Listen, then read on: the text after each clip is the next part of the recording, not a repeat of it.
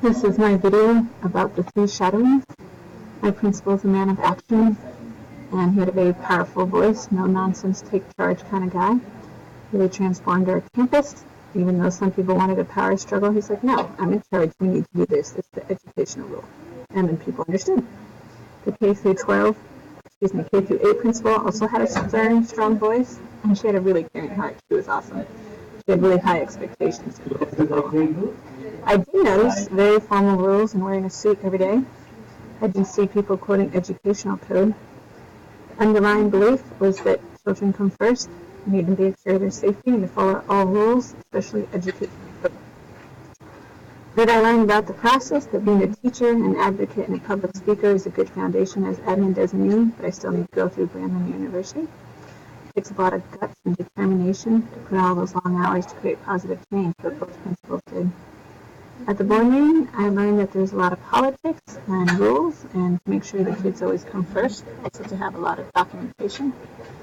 Yes, there were surprises. My principal helped me with scheduling, which was very new to me, but very complicated, to be honest. I guess that's just part of administration. At the charter school, I learned there's no union, so you can get fired at will, so to always be on your best behavior. Unanswered questions, I would like to learn more about CPS process, and if we suspect a student getting hurt, how to help them best. My takeaway is number 1 is that there's going to be some hard days and to just work through it. Number 2, we have a large percentage of special needs and autism on the rise, so there's going to be some tough calls, but to always make sure safety first and follow art code. And last, always use common sense and really follow your heart. Do what's right and try to make the best of every situation to show your students and staff you care.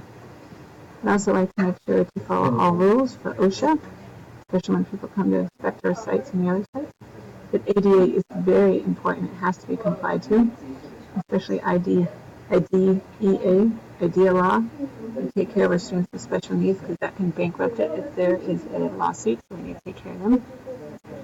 And he told me, my principal, to read the Uniform Complaint Code to uphold educational code, and that's been helpful.